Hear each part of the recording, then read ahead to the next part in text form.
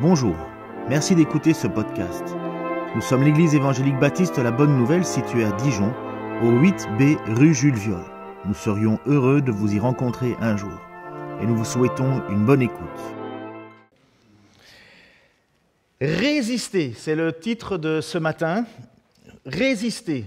Ma femme m'a dit « Oh, t'aurais dû écrire Régister ». Vous connaissez l'histoire de Régister, les Français? Ceux qui ont déjà été dans le sud, la tour de Constance, Aigues-Mortes, exactement. Vous ne connaissez pas Aigues-Mortes? Je suis sûr que chez vous, il y a Aigues-Mortes un peu à la maison. La baleine bleue, le sel la baleine bleue. Vous avez la saline bleue, ça vient des salines d'Aigues-Mortes. Et à Aigues-Mortes, en fait, il y a une dame qui s'appelle Marie Durand, qui avait été mise en prison parce qu'elle ne voulait pas renier sa foi. Je crois qu'elle est restée dans cette prison 36 ans, une trentaine d'années en tout cas, excusez-moi les détails. Et elle a gravé sur le puits, parce qu'il y avait une espèce de puits par où on faisait passer la nourriture, dans une tour qu'on appelait aujourd'hui la tour de Constance. Et elle avait écrit « Régister », parce qu'on disait comme ça à l'époque.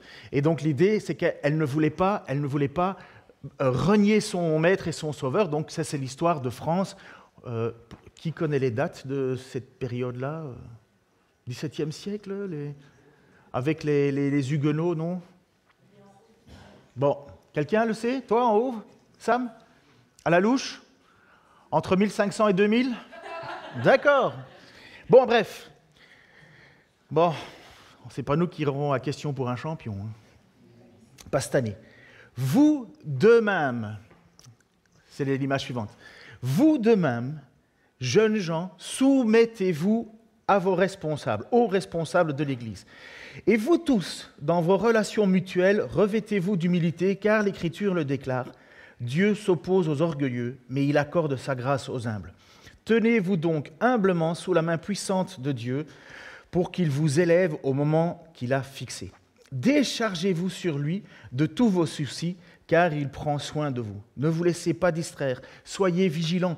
Votre adversaire, le diable, rôde autour de vous comme un lion rugissant qui cherche quelqu'un à dévorer. Résistez-lui en demeurant ferme dans votre foi, car vous savez que vos frères dispersés dans le monde connaissent les mêmes souffrances. Je vais prier, puis on va étudier ce passage-là pour aujourd'hui. Seigneur, merci pour ta grâce, ton amour. Je te prie que tu diriges nos vies, nos cœurs, nos pensées. Seigneur, que tu renouvelles notre intelligence, que tu nous ressaisisses, Seigneur, par la main si nous nous sommes éloignés, que tu nous relèves si nous sommes découragés. Que ta parole, Seigneur, fasse encore son effet parce que nous ne pourrons pas dire que nous ne le savions pas. Seigneur, ta parole ne revient jamais à toi sans effet non plus. Et je te remercie que tu nous permets encore de pouvoir la prêcher, l'enseigner librement ce matin, Seigneur. Dirige-moi, dirige-nous, Seigneur, afin que nous puissions être ton peuple qui se tient debout devant toi, sachant les luttes qu'il y a tout autour de nous et en nous, Seigneur. Au nom de Jésus-Christ. Amen. Nous avons pu parcourir la quasi-totalité maintenant de l'épître de Pierre. Donc on arrive à la fin, on est à 5, chapitre 5, versets 5 à 9. Comme ça termine à 16, vous comprenez qu'on est proche de la fin. Et nous avons parcouru et nous avons vu finalement le but que Pierre avait lorsqu'il a écrit à cette communauté. Ça a le but d'encourager. Le désir, c'est véritablement encourager. On verra plus tard, il va préciser même que c'était dans cette vision-là qu'il a décidé d'écrire cette lettre. Il voulait encourager nos frères et nos sœurs du passé pour persévérer malgré les difficultés, les persécutions, les calomnies et les autres tensions. Il leur écrit pour que l'Église reste unie et forte au milieu de la tempête. Il y a une pensée populaire qui croit que parce qu'une Église est persécutée, elle serait plus pure, elle serait plus saine, elle serait avec des gens qui seraient plus authentiquement soumis à la parole de Dieu. Mais c'est faux. C'est faux. Malheureusement, la persécution ne fait pas cela. Elle peut faire fuir ceux qui ont une foi de façade parce qu'ils se disent « mais pourquoi je souffrirais ?» Non, je préfère ne pas souffrir et ainsi de suite. Mais par contre, à l'intérieur de l'Église, ça crée des tensions. Est-ce que quelqu'un a déjà été bloqué dans un ascenseur ici? Oui. Avec combien de personnes dedans? Toute seule? 6? 6? Ok.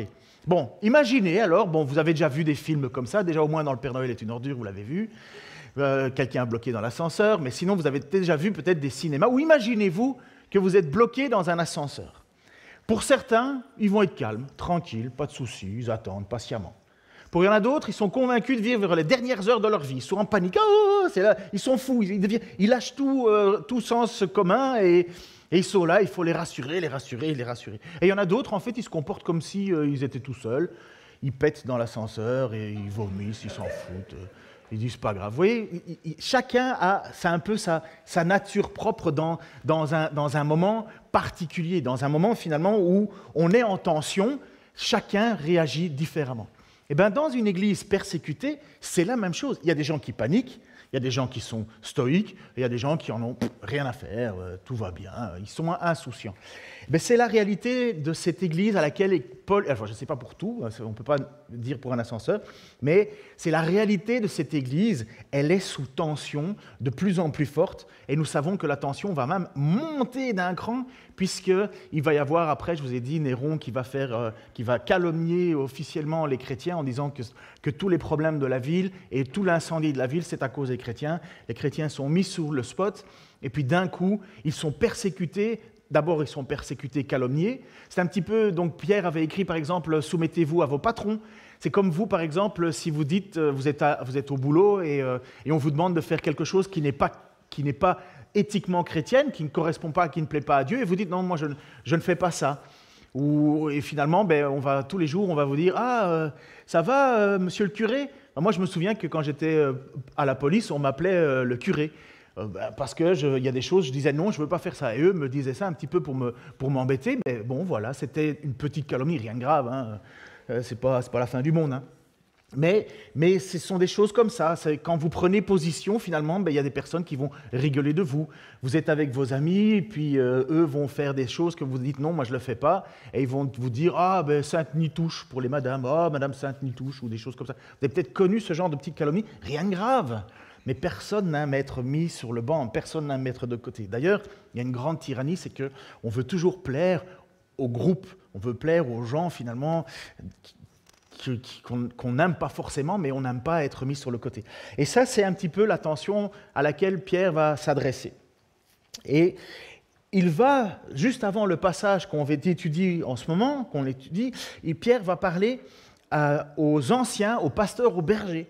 Vous vous souvenez, il va leur dire qu'ils ne doivent pas user d'autorité, mais ils doivent être exemplaires. Ils ne doivent pas user d'autorité pour les brebis de Jésus, puisque c'est le peuple, c'est le troupeau de Jésus.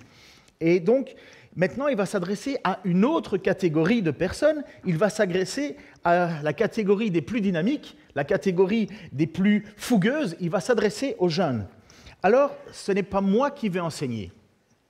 J'ai demandé avec son autorisation à prendre une petite vidéo d'une prédication qui a été donnée par Jason Procopio, qui est de l'église Connexion à Paris, et il est plus jeune que moi. Alors je me suis dit, c'est facile moi en tant que plus âgé, parce que je commence déjà à avoir je n'ai pas l'âge vénérable de certains, mais j'ai déjà 50 ans, je sais, on m'en donne 35, mais ça va. Mais à Jason, on en donne encore moins, et lui, là, quand il enseigne, il a juste 40 ans. Mais je trouvais que c'était tellement pertinent ce qu'il disait. Je suis désolé même que la moitié de ma famille, un quart de ma famille n'est pas là, mais c'est tellement pertinent ce qu'il dit au sujet de la jeunesse que je voulais vous le présenter. Alors, Jason, c'est à toi. À Sam aussi. Alors après avoir commencé par l'humilité des anciens, Pierre continue en parlant de l'humilité de ceux et celles qui sont sous la responsabilité des anciens, et particulièrement, ceux qui sont jeunes. Verset 5, il dit « De même, vous qui êtes jeunes, soumettez-vous aux anciens. » Alors, j'hésite un petit peu à dire ce que je vais dire, mais c'est inévitable. Je ne peux pas rater vous qui êtes jeunes. Voilà, il est là. Si vous êtes jeune, disons jeune adulte ou moins, c'est à vous que Pierre parle ici. On pourrait se demander pourquoi il parle aux jeunes en particulier dans ce verset. Et pourquoi il n'a pas dit simplement de même vous tous, genre tout le monde qui est dans l'Église. Ce n'est pas parce que les membres de l'Église plus âgés ne sont pas appelés à se soumettre à leurs anciens, et ce n'est pas parce que les anciens étaient toujours plus âgés que tous les autres, genre Timothée. À qui l'apôtre Paul a écrit ses lettres. Lui, il était jeune, il était ancien aussi. Alors, je ne veux vraiment pas être condescendant dans ce que je vais dire. J'aurai bientôt 40 ans, alors je suis pas très très vieux moi-même. Mais je vais le dire quand même parce que je vous aime et parce que je pense que c'est pour ça que Pierre dit ce qu'il dit. Je pense que Pierre parle particulièrement aux jeunes ici parce qu'il y a naturellement une certaine arrogance naturelle qui vient avec la jeunesse. C'est la faute à personne et ce n'est pas nouveau non plus. C'est peut-être plus prononcé aujourd'hui, merci Facebook, mais ce n'est pas nouveau. On arrive à un âge, d'habitude vers la fin de l'adolescence, quand on comprend enfin les adultes quand on les entend parler. Genre si on est à table avec nos parents et ils ont des amis qu'ils invitent à la maison, ou les voisins, on écoute leurs discussions et on comprend ce qu'ils disent. On commence à participer même à leurs discussions. On commence à lire les mêmes livres qu'eux. Et puis, tu grandis un peu et tu commences à aller encore plus loin, à réfléchir pour toi-même. Et tu as l'impression d'être la première personne de l'histoire de l'humanité qui a eu cette pensée-là. Tu veux commencer à trouver des failles dans ce que font les vieux, parce que bien sûr, tu pourrais mieux faire que ça. Bien sûr, genre ça, on fait de la même manière depuis 50 ans, sûrement il y a une meilleure manière de faire. Alors Pierre essaie de nous rappeler que l'arrogance de la jeunesse est trompeuse. Même si elle est naturelle, elle est trompeuse. Il me le rappelle aussi parce que même si je suis plus âgé que la plupart d'entre vous ici, je suis plus jeune que la plupart de mes amis pasteurs. Et mon instinct naturel est aussi d'imaginer que je pourrais mieux faire qu'eux. Donc nous luttons tous avec ça, d'une manière ou d'une autre. Et donc Pierre dit, vous qui êtes jeunes, soumettez-vous aux anciens. Vous ne feriez peut-être pas les choses de la même manière qu'eux, mais eux, ils portent un poids sur leurs épaules que vous ne portez pas. Pas que vous ne pourriez pas porter, mais que vous ne portez pas aujourd'hui. Alors, à quoi ressemble cette soumission en pratique? Est-ce que ça veut dire que vous ne pouvez pas nous dire quand vous n'êtes pas d'accord avec nous? Bien sûr que non, et j'espère qu'on en a assez parlé pour que vous le sachiez déjà. Ça veut plutôt dire que l'Église, et on a fait une assemblée générale pour valider ça, l'Église a voté, l'Église nous a jugés qualifiés pour servir dans ce rôle, selon les critères pour les anciens que Paul donne dans 1 Timothée 3 et Tite chapitre 1. Et nous sommes engagés à vivre selon ces critères-là. Dans beaucoup de cas, nous avons des infos que nous ne pouvons pas partager avec vous, qui influencent nos décisions. Et dans tous les cas, ces décisions ont été précédées par beaucoup de prières et de temps dans la parole pour laisser l'Esprit nous guider dans nos décisions. Ça ne veut pas dire qu'on aura raison tout le temps, évidemment. C'est pour ça qu'on veut, on est très ouvert à entendre quand les gens ne sont pas d'accord avec nous. Mais les gens oublient souvent que le but d'un ancien n'est pas l'efficacité, mais la fidélité. Oui, il y a peut-être de meilleures manières d'accomplir un but donné, mais ce n'est pas ça qu'on cherche en priorité. Ce n'est pas le but principal. Alors, dans ces moments de désaccord, où on voit un ancien faire quelque chose et on est convaincu qu'il se plante, la question qu'on devrait poser à ce moment-là n'est pas « est-ce que je ferai comme ça ?» ou « est-ce que je suis d'accord avec cette décision ?» mais plutôt, est-ce que mes anciens se sont prouvés fidèles? Et si la réponse est oui, vous pouvez leur en parler pour exprimer votre opinion, votre avis. Mais si vos anciens se sont prouvés fidèles dans le passé, s'ils ne sont toujours pas d'accord, vous pouvez leur faire confiance, parce que le but n'est pas l'efficacité, mais la fidélité. Vous pouvez et vous devez les soutenir dans la charge qu'ils portent. Et ils ont besoin de votre soutien, de votre encouragement. Alors voilà l'humilité des anciens envers l'Église et de l'Église envers les anciens. Et maintenant, Pierre ouvre grand le sujet et il dit donc la deuxième moitié du verset 5. Bon, c'est bon, là je vais me continuer moi. Donc vous voyez, c'est beau. Hein. Je trouvais que c'était pertinent parce qu'il est jeune, parce qu'ils sont une église assez jeune. Hein. L'église Connexion au centre-ville de Paris, c'est assez jeune. Et ils ont les mêmes tensions. Et puis moi, ça me rappelle un petit peu quand j'étais jeune, ce qu'il n'y a pas si longtemps, j'étais hyper fougueux, mais vraiment fougueux. Je voulais faire plein de choses sans arrêt, mais en même temps, je marchais sur les pieds de pas mal de monde. Comme il est dit, l'arrogance de la jeunesse. Moi, je ne me trouvais pas arrogant, je trouvais les autres stupides. Comprenez ? C'est ça l'arrogance, c'est qu'on croit qu'on sait mieux que les autres. Je suis en train de recueillir finalement les fruits que mon père m'a dit un jour. Tu verras quand tu seras père, je me vengerai. Voilà, je découvre moi aussi que quand on est jeune, on a beaucoup de certitudes, mais peu de fondements, et beaucoup d'arrogance en croyant qu'on sait tout, et je croyais déjà tout savoir. Oh, Dieu s'est bien occupé de moi, hein, j'ai perdu quelques dents dans l'histoire, et puis merci Seigneur. Et un jour, il y a un pasteur qui m'a dit une phrase, et pour moi c'est vraiment une parole qui venait de la part de Dieu pour moi. Ça se trouve dans le psaume 32, versets 8 à 10, et je vous encourage, les plus jeunes, ceux qui sont fougueux, j'en connais, à écouter ceci parce que c'est vraiment ce qui pour moi m'a permis de rentrer véritablement dans le service de Dieu. Avant ça, je pense que j'aurais été totalement disqualifié. Je vais t'enseigner et t'indiquer le chemin à suivre, dit le Seigneur. Je vais te donner un conseil. Je garde les yeux fixés sur toi. Ne sois pas aussi stupide que le cheval ou le mulet, dont il faut maîtriser les élans avec un mors et une bride. Alors il ne t'arrivera rien. Le méchant se prépare beaucoup d'ennuis, mais le Seigneur entoure la bonté de celui qui lui fait confiance. Sous-entendu, un cheval fougueux, s'il n'est pas maîtrisé, il ne sert à rien.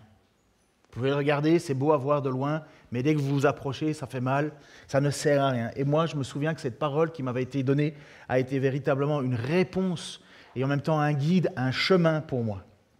Donc après avoir parlé de la jeunesse, maintenant Pierre va se tourner vers toute la communauté. Versets 5b et 6, il va dire « Et vous tous, dans vos relations mutuelles, revêtez-vous d'humilité, car l'Écriture déclare « Dieu s'oppose aux orgueilleux, mais il accorde sa grâce aux humbles. Tenez-vous donc humblement sous la main puissante de Dieu pour qu'il vous élève au moment fixé. » Chaque jour, lorsque vous vous réveillez, j'imagine que vous, après le café pour certains, vous décidez de comment vous allez vous habiller. En tout cas, les dames, c'est ce qu'elles font. J'en remercie une particulièrement aujourd'hui. Mais moi, par exemple, je prépare mes vêtements pour le dimanche. Les autres jours, je m'en fous. Mais le dimanche, mes vêtements sont préparés le samedi soir. Comme ça, je n'ai pas besoin de me tracasser de comment je vais m'habiller. Mais madame, vous faites ça, vous vérifiez si les choses vont ensemble et pas. Les garçons, c'est moins ça. Vous savez, parfois, il y a certaines jeunes filles toutes jeunes qui veulent absolument venir à l'église en princesse. Alors, elles arrivent habillées en princesse. Mais les gars, par exemple, s'en foutent. Et parfois, tu dois dire, ça ne va pas ensemble. Hein. Bref, on réfléchit à comment s'habiller. Eh bien, quand Pierre nous parle de « revêtez-vous d'humilité », c'est exactement le même terme. Ça veut dire « fais le choix de comment tu vas vivre ta journée.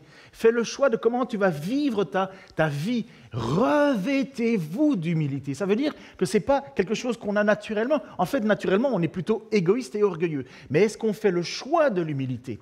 Est-ce qu'on dit « je vais vivre aujourd'hui avec cette cape d'humilité, quelque chose qui va me faire en sorte de reconnaître les autres plus importants que moi et moi plus douce, plus au service des autres. » Dans cette idée de se revêtir d'humilité, il y a cette même image de Jésus qui, à un certain moment, prend un linge, le met autour de sa taille et s'abaisse pour laver le pied de ses disciples.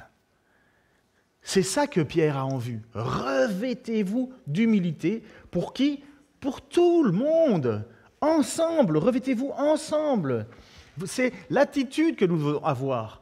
C'est pas compliqué, hein, quand vous avez des personnes qui sont tous les deux sur un point orgueilleux, c'est infernal. On passe notre temps à les regarder, à régler leurs problèmes, et on se dit, mais c'est quand on avance.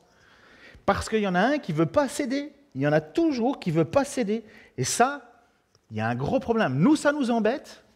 J'imagine que vous, ça vous embête aussi, l'orgueil. Mais pire, c'est que ça embête profondément Dieu. Puisqu'il est dit, Dieu s'oppose aux orgueilleux. Mais il accorde sa grâce aux humbles. Ce n'est pas que pour les non-croyants, cette attitude. Parfois, c'est quelqu'un qui va dire si Dieu existe, qu'il me le prouve. Dieu jamais va le prouver. Parce qu'il y a un orgueil. il y a l'orgueil. Dieu résiste aux orgueilleux. Mais celui qui crie humblement à Dieu parce qu'il a besoin de lui, là, oui, Dieu se laisse découvrir. Mais même chose dans une réalité, l'orgueil, c'est l'orgueil aussi que nous avons de nous croire meilleurs que Dieu, de pouvoir utiliser d'autres manières que les siennes. Nous voulons régler nos propres problèmes. Et c'est pour ça qu'il dit « Tenez-vous humblement sous la main puissante de Dieu ». Se tenir sous la main puissante de Dieu, c'est reconnaître que nous avons un Dieu qui est présent au milieu de nous, tout comme Jésus s'est humilié devant le peuple, il savait que Dieu avait les choses en contrôle. Il savait que Dieu tenait sur sa main puissante. C'est comme le cas d'Agar. Quelqu'un se souvient de qui est Agar ? Ok, c'est exactement la servante d'Abraham. C'était une Égyptienne. Et elle était en même temps la servante de Sarah. Sarah qui était la femme d'Abraham. Vous connaissez cette histoire ? Abraham reçoit la promesse de faire de lui une descendance aussi nombreuse que les étoiles. Et c'est de sa femme Sarah que ça devait venir. Et donc, mais ça fait déjà un bon bout de temps que Sarah n'est toujours pas tombée enceinte. Alors, qu'est-ce qu'elle fait ? Elle manigance. Elle manigance une histoire. Alors, lisons cette histoire pour bien comprendre. Le but, c'est de bien comprendre ce que cela veut dire s'humilier. Sarai, l'épouse d'Abraham, ne lui avait pas donné d'enfant, mais elle avait une esclave égyptienne nommée Agar. Elle dit à Abraham, « Tu vois que l'Éternel m'a empêché d'avoir des enfants. Va donc vers ma servante, peut-être aurai-je un fils par son intermédiaire. » Abraham suit le conseil de sa femme. Sarai, femme d'Abraham, prit donc sa servante Agar et la donna pour femme à Abraham, son mari. Il y avait alors 10 ans qu'Abraham séjournait au pays de Canaan. On pourrait prêcher là déjà pas mal de choses tellement c'est scandaleux ce qui se passe. Il s'unit à Agar et elle devint enceinte. Quand elle vit qu'elle attendait un enfant, elle se mit à mépriser sa maîtresse. Alors Sarai dit à Abraham, « C'est toi qui es responsable de l'injure qui m'est faite. » Là encore, on pourrait prêcher des heures et des heures. Vous comprenez ce qui se passe là ? C'est rocambolesque. Abraham lui répondit, « J'ai poussé ma servante dans tes bras, et depuis qu'elle s'est vue enceinte, elle me méprise. Que l'Éternel soit le juge entre nous. » Abraham lui répondit, « Ta servante est en ton pouvoir. Agis envers elle comme bon te semblera. » Abraham il dit, « Oh, c'est tes problèmes. » Alors, écoutez ça, c'est terrible, alors Sarai la traita si durement qu'elle s'enfuit. L'ange de l'Éternel la rencontra près d'une source d'eau dans le désert qui se trouve sur le chemin de Chour.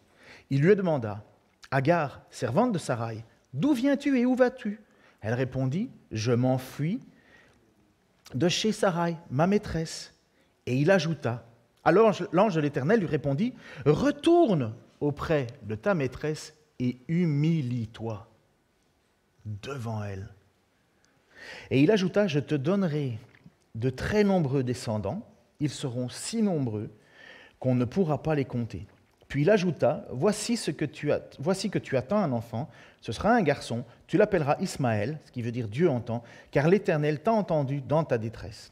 Ton fils sera comme un âne sauvage, il s'opposera à tous et sera en but à l'opposition de tous, mais il assurera sa place en face de tous ses semblables. » Agar se demanda, « Ai-je réellement vu ici même le Dieu qui me voit ?» Et elle appela l'Éternel qui avait parlé du nom de Ataïel-Roy, « C'est toi le Dieu qui me voit. » Quelle histoire, hein ? Quelle histoire ! Dieu demande à Agar de retourner chez Sarai qui l'opprime et lui dit « Humilie-toi devant ta maîtresse. » Pourquoi est-ce que Dieu demande cela ? C'est presque choquant, n'est-ce pas ? Non, ça ne vous choque pas ? Personne ne ferait ça au son naturel. On va toujours trouver des excuses, nous. Ouais, mais ceci, cela, ceci, cela. Ben, c'est exactement la vision de l'apôtre Pierre. Dieu a un plan. Dieu a un projet. Le projet pour Agar, c'était de mettre au monde Ismaël, parce que Dieu avait prévu qu'il y allait avoir une énorme descendance. Regardez, c'est ce qui est dit. « Je te donnerai de très nombreux descendants et ils seront nombreux qu'on ne pourra pas les compter. » Est-ce que Agar est au courant de ça? Non, elle vit dans sa petite détresse et je la comprends. Mais bon, elle l'a un peu cherché, elle a commencé à se prendre pour l'élu, puisque voilà, elle ridiculisait Sarah qui n'avait pas eu d'enfant. Sarah, donc, qui avait quand même reçu la promesse, et en plus de qui Isaac va descendre. Mais voilà, on est là, et il y a cette tension, il y a ce manque d'humilité, et il y a ce désir de non-soumission, et Dieu intervient en disant « Retourne chez ta maîtresse. » Et humilie-toi. Parce que j'ai un plan, parce que je suis un Dieu puissant, parce que je sais ce que je fais. Et qu'est-ce qu'elle a dû faire? Elle a dû s'humilier et retourner. Nous, on ne va pas faire ça, nous. Nous, on va dire, ah non, c'est pas juste, vous comprenez, il y a des droits, j'ai été voir ceci, j'ai été voir cela, et on m'a convaincu que selon le code, c'est inacceptable, et ainsi de suite. Vous imaginez Sarah qui dit, oui, mais selon la loi des Égyptiens, je ne devrais pas me soumettre. Mais naturellement, on fait ça, nous. Et comment on fait alors dans une situation comme l'Église où Pierre se trouve, où l'Église est persécutée, où l'Église est écrasée, où il est dit « soumettez-vous à vos autorités, soumettez-vous à vos patrons, soumettez-vous femmes à vos maris, soumettez-vous les uns aux autres ». Mais non, c'est injuste. Oui, c'est injuste. Dieu sait qu'il y a une injustice. Mais Dieu a une main puissante. Et ce n'est pas notre façon de vivre notre vie qui compte. Le but de Dieu, ce n'est pas de nous rendre heureux. Le but de Dieu, c'est de nous amener là où il a prévu de nous amener. Comme le thème de cette prédication, de ce jour, vers le ciel, vers la résurrection. C'est ça le but. Le but, ce n'est pas le bonheur sur terre. Ce n'est pas interdit d'être heureux, mais ce n'est pas le but. Oui, Dieu sait que Agar souffre d'une injustice, mais la main puissante de Dieu dirige les choses. Dieu a un plan, il a un plan, et il avait un plan pour Agar, et souvent on dit, oui, mais Dieu a un plan pour toi. Et on s'imagine que le plan pour nous, c'est, oh, je vais être heureux, Dieu a un plan pour moi, je vais rentrer dans ma destinée, je vais rentrer dans le projet de Dieu pour moi. Qu'est-ce que ça veut dire? Est-ce que Agar est rentrée dans le plan de Dieu? 100%. Est-ce qu'elle en a bavé? Certainement tous les jours. Mais il nous relèvera. Quand Jésus a marché au milieu de nous, est-ce qu'il ne s'est pas soumis à la main puissante de Dieu alors qu'il avait toute autorité pour pouvoir dire non aux gens, pour pouvoir dire non, je n'accepte pas, je ne fais pas ci, Non, il s'est soumis. Il n'y a pas eu une seule parole. Le texte nous dit que pas une seule parole mauvaise est sortie de sa bouche. Mais pourquoi est-ce qu'il a fait confiance à Dieu? Pourquoi est-ce qu'il s'est laissé humilier, maltraiter? Parce qu'il savait que Dieu avait un plan. Et lorsqu'il a accepté d'aller sur la croix, c'était un échec pour la majorité des gens, mais enfin, c'est une folie, c'était une désillusion pour beaucoup de personnes. On attendait le Sauveur. Beaucoup d'espoirs ont été anéantis à ce moment-là en se disant, mais c'est pas possible. L'apôtre Pierre lui-même n'était pas d'accord. Il a dit au Seigneur à un certain moment, mais non, je ne veux pas que tu ailles te faire crucifier, jamais. Et c'est là où Jésus a dit, arrière de moi, Satan, tes projets ne sont pas les projets de Dieu. Mais Dieu avait un plan avec Jésus. Et ce plan, il fallait aller jusqu'au bout. Et c'était quoi ce plan? Jésus ressuscite et il anéantit le pouvoir de la mort. C'est l'image suivante, c'est Apocalypse 1, 18. Je suis le vivant, quand Jean le rencontre, donc après la résurrection, il est au ciel maintenant, je suis le vivant, j'étais mort, mais maintenant je suis vivant pour toujours, je détiens le pouvoir sur la mort et le monde des morts. Jésus a accepté de mourir et Dieu avait un plan bien plus grand et ce plan c'était anéantir la puissance de la mort. C'était un moment tendu. Jésus a prié dans le jardin de Gethsémani en disant « Oh Seigneur, éloigne de moi la coupe amère », mais il s'est ressaisi. Donc ce n'était pas faux de demander à Dieu quand même. Il s'est ressaisi et il a dit « Non pas ma volonté, mais ta volonté ». Pourquoi? Parce qu'il a la certitude que Dieu est puissant, que sa main est puissante et qu'il a un plan.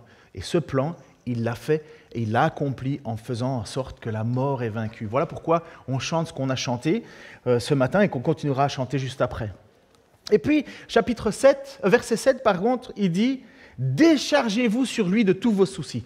Alors, ça, c'est le genre de petite image que vous avez partout, avec des petites fleurs, avec des trucs magnifiques, où le verset est sorti en disant « Déchargez-vous sur lui de tous vos soucis, car il prend soin de vous. » On lit ça, un petit verset comme ça qu'on reçoit sur son téléphone, on ne va pas plus loin, on ferme son téléphone et on est tout content, tout joyeux, on se dit « Ah, chouette, je peux partager mes soucis à Dieu. » C'est pas faux.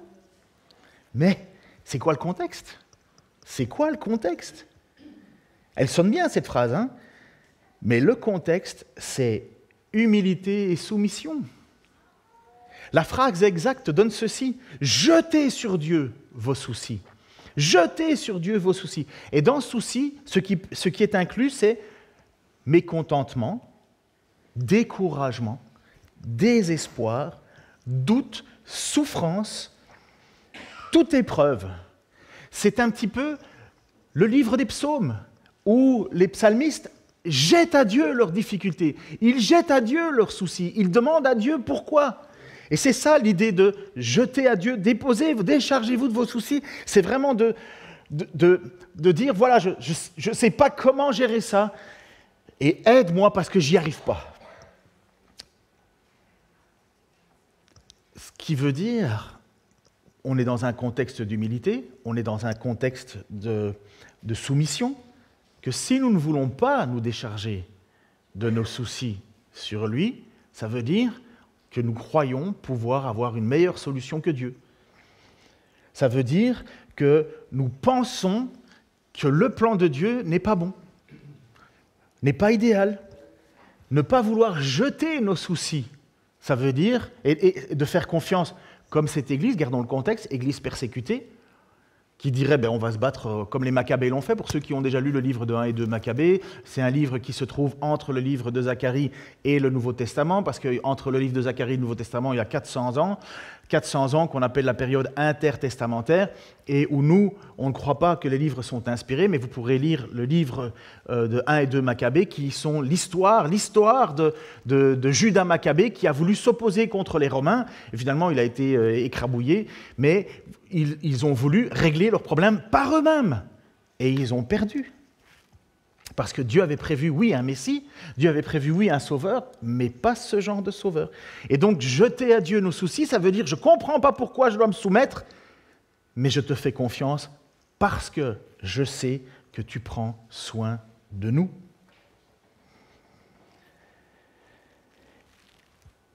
Ne vous laissez pas distraire, image suivante, ne vous laissez pas distraire. Soyez vigilants.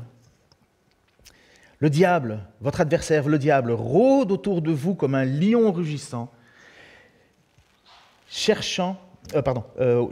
cherche quelqu'un à dévorer. Résistez-lui en demeurant ferme dans votre foi, car vous savez que vos frères dispersés à travers le monde connaissent les mêmes souffrances.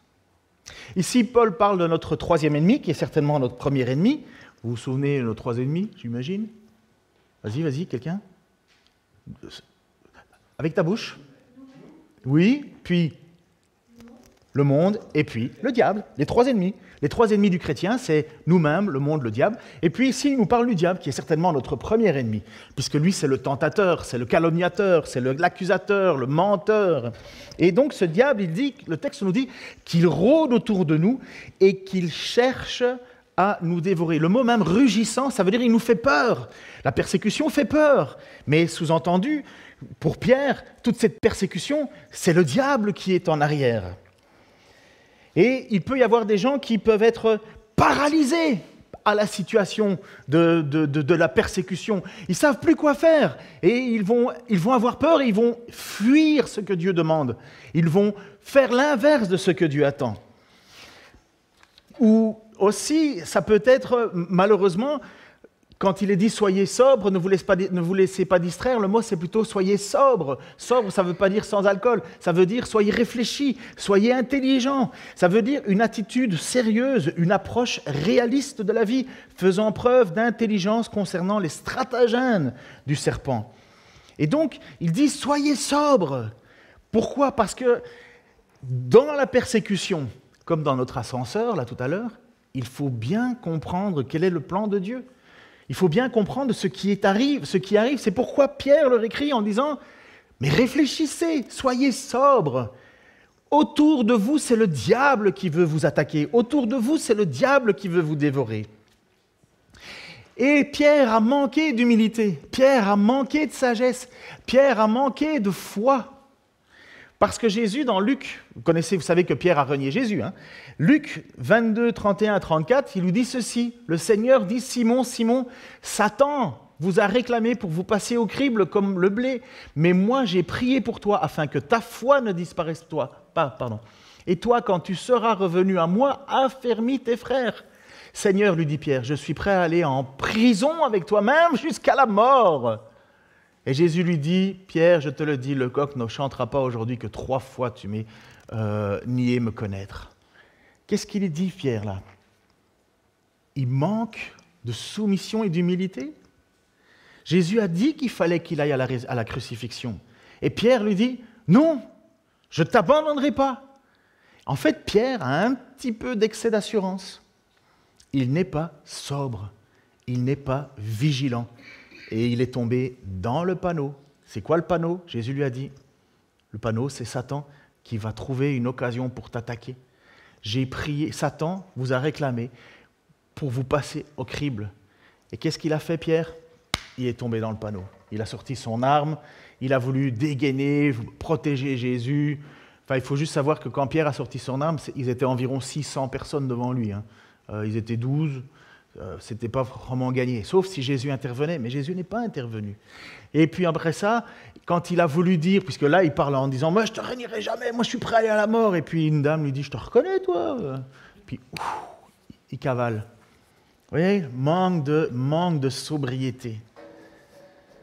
Oui, le piège dans lequel Pierre est tombé, c'est celui du manque d'humilité, du manque de sobriété, c'est-à-dire une attitude sérieuse, comme je viens de le dire.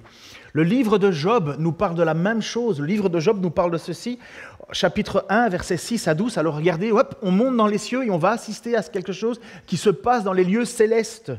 Or, un jour, les anges de Dieu se rendirent au conseil de l'Éternel. Satan, l'accusateur, vint aussi parmi eux. L'Éternel dit à Satan, « D'où viens-tu donc » Et celui-ci répondit, « Je viens de parcourir la terre et de la sillonner. » Exactement ce que Pierre nous dit. Le diable est comme un lion rugissant, cherchant quelqu'un à dévorer. Il sillonne, il part à gauche, à droite, et son but, c'est de faire tomber ceux que Dieu a élus. Et il dit, « Je viens de parcourir la terre et de la sillonner. » Alors l'Éternel demanda à Satan, « As-tu remarqué, mon serviteur Job, il n'y a personne comme lui sur la terre.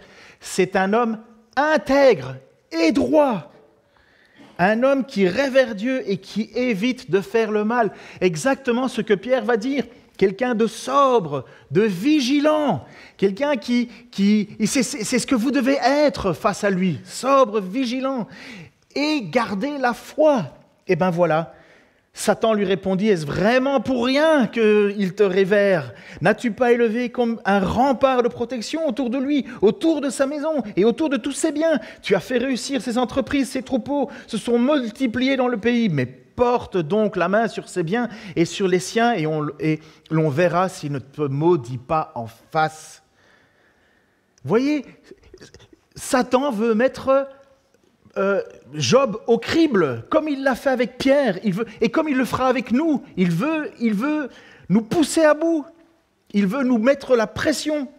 Alors l'Éternel, qui sait très bien ce qui se passe, puisqu'il a la main puissante et il prend soin de nous, il dit, alors l'Éternel dit à Satan, « Tous ces biens sont en ton pouvoir. » C'est pour ça que je peux affirmer que le but de Dieu n'est pas notre bonheur.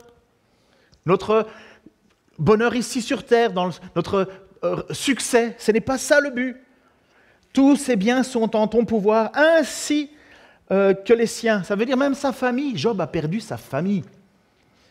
Mais ne porte pas la main sur sa personne, parce que Dieu est tout-puissant. Dieu donne les limites au diable. Alors Satan se retira en présence de l'Éternel, et puis Job va commencer à vivre toute une période difficile. Mais Dieu avait dit déjà, et c'est pourquoi Job a réussi à traverser le test, même si ses amis sont venus lui dire « Oh, c'est pas bien, bref, il a réussi le test. Pourquoi? Même si c'était très difficile, mais parce que c'était un homme droit, intègre, un homme qui révère Dieu. et qui évite de faire le mal. Comment luttons-nous aujourd'hui contre le diable? Avec un crucifix, de l'eau bénite et des paroles? Est-ce que vous voyez ça dans le texte? Non. Et le diable, ce n'est pas quelque chose qui vient tout moche. Je trouvais très bien dans la prédication de Jason Procopio sur ce texte-là. Il dit le diable, c'est un petit peu comme les femmes à l'époque dans les jeux de télévisés où il y avait une femme qui dans les années 80-90 où elle présentait les cadeaux. Vous vous souvenez? Donc il y avait Qui veut des millions, le jeu où on tournait des trucs, enfin bref. Et donc vous avez la présentatrice qui était en fait très jolie, et on lui disait voilà, si vous jouez ceci, vous aurez droit à un magnifique aspirateur, une magnifique TV. Vous aviez la personne qui encourageait les joueurs en disant voilà, dépasse-toi. Eh bien le diable, c'est un petit peu ça, c'est le tentateur. Il veut te faire croire que le péché est meilleur, la désobéissance est meilleure que l'obéissance. Il veut te faire croire que Dieu est mauvais. Il nous accuse. C'est la première chose qu'il a dit à Ève. Dieu a-t-il vraiment dit? Et Ève a dit oui, elle a vraiment dit. Et qu'est-ce qu'il a dit? Mais non, ce que Dieu veut, c'est qu'il ne veut... Dieu est mauvais, Dieu ne veut pas partager sa gloire. Dieu ne veut pas que vous ayez la connaissance, parce que sinon vous allez devenir des dieux vous-même. Et hop, on fait miroiter quelque chose. Et là, qu'est-ce qui se passe? Ève prend ce fruit, elle en mange, elle en donne à Adam, et paf, la misère leur tombe sur eux. Mais c'est ça le jeu du diable. Le diable est bien plus proche de vous que vous l'imaginez. Nous, on entend souvent des récits qui se passent en Afrique, mes frères africains connaissent, où le diable attaque de notre manière. Mais ici, dans notre pays de super consommation, même son existence est remise en cause. À d'autres endroits, on le voit partout. Ici, on le voit nulle part. Et il est là, puisque le texte nous le dit clairement. Le diable est comme un lion rugissant. Il cherche à nous bouffer. Vous comprenez ça? Il cherche à te faire tomber. Et le seul moyen que j'ai, que tu as, que nous avons, c'est quoi? Rester ferme dans la foi. Cette petite église à qui Pierre écrit, elle doit certainement se demander si c'est bien normal de subir autant de difficultés. Est-ce que c'est bien normal de vivre ce que l'on vit? Est-ce que nous ne sommes pas trompés de sauveur? Est-ce qu'il faut connaître une sagesse supérieure? Qu'est-ce qu'on doit rajouter pour finalement avoir la paix? Et Pierre va leur dire quelque chose, parce qu'ils ne le savent pas, eux. Nous, maintenant, avec nos moyens, on le sait. Résistez en demeurant ferme dans votre foi, car vous savez que vos frères dispersés à travers le monde connaissent les mêmes souffrances. J'invite le groupe de louanges à revenir déjà s'installer. Marc Aurèle a été intronisé le 8 mars 161. Vous connaissez? Bon, c'était il y a longtemps. Hein. Et dans la lettre que les églises, en 161, il y avait déjà des églises à Lyon, hein, Irénée de Lyon, on est très tôt dans le christianisme. Dans une lettre écrite par les églises de Lyon et de Vienne, durant la persécution de Marc Aurèle, on est en 161, ceux qui avaient renié la foi et qui par la suite se sont repentis et sont restés fermes dans la foi sont décrits comme ayant été dévorés par la bête, puis vomis tout vivant par elle. Le diable est le tentateur. Aujourd'hui, nous n'avons pas de persécution comme cela, mais ça va revenir. C'était là en 161. Nos frères et nos sœurs huguenots ont été martyrisés en France, écrasés. C'est pourquoi il n'y a pas de protestants en Bourgogne, parce qu'ils ont tous fui. Il y avait, pour ceux qui connaissent un tout petit peu l'histoire de la Bourgogne, il y avait un grand noyau de protestants. Ils ont tous fui. Ils sont partis vers l'Est. Et c'est pour ça que vous avez vers l'Est et vers la Suisse énormément d'horlogerie, parce qu'il y avait un savoir-faire bourguignon qui a fui à cause des persécutions. Il y en a d'autres qui sont partis vers le sud, il y en a d'autres qui sont partis vers la Hollande, d'autres sont partis vers l'Allemagne, d'autres sont partis vers les États-Unis. Et c'est pour ça que vous avez tous ces gens qui ont fui, il n'y a pas si longtemps que ça. Hein. Et vous savez qu'est-ce qu'on leur reprochait? De ne pas porter allégeance aux responsables religieux de l'époque. Et eux, on leur demandait de renier Jésus-Christ. Pour les Huguenots, on les emprisonnait, on les mettait sur les galères, il n'y a pas si longtemps de ça, juste parce qu'on trouvait une Bible chez eux. Et les gens cachaient les Bibles partout. Mais si on te trouvait avec une Bible, boum, galère. Et Marie Durand, dont je vous ai parlé, la tour de Constance, dont vous avez du sel chez vous à la maison, C'est ça qu'elle a eu, mais il n'y a pas si longtemps. Et il ne faudra pas s'étonner si un jour, nous sommes, nous aussi, de nouveau poussés au crible. Je ne sais pas si vous avez entendu, je ne veux pas vous faire peur, les gars, vous êtes patients, ça va? Je ne veux pas vous faire peur, mais c'est fait, ça a été voté, accepté. Pour les Jeux Olympiques de 2024, il y a les caméras de surveillance avec reconnaissance faciale, comme il y a déjà dans d'autres pays, dont la Chine. C'est fait, c'est acté. Et vous savez qu'ils n'ont pas mis de date de retrait. Et dans peu de temps, il n'y aura plus d'argent liquide. On n'aura plus d'argent liquide. Ça va être que les cartes, ça va être que les systèmes digitaux.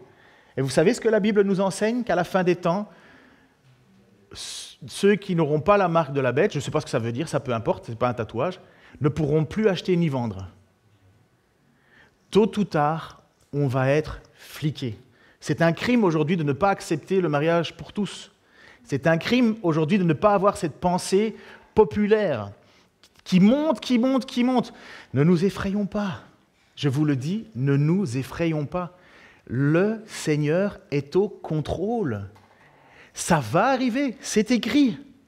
Nous serons vainqueurs, pas sur la terre. Mais à la résurrection, je peux vous assurer que nous serons vainqueurs. Qu'est-ce que tu veux sauver? Qu'est-ce que tu veux sauver? Ta petite vie ou ton éternité? Ne renie jamais Christ. Ne le renie jamais. Il est fidèle. Si nous sommes infidèles, il est fidèle. Si vous le reniez, il vous reniera.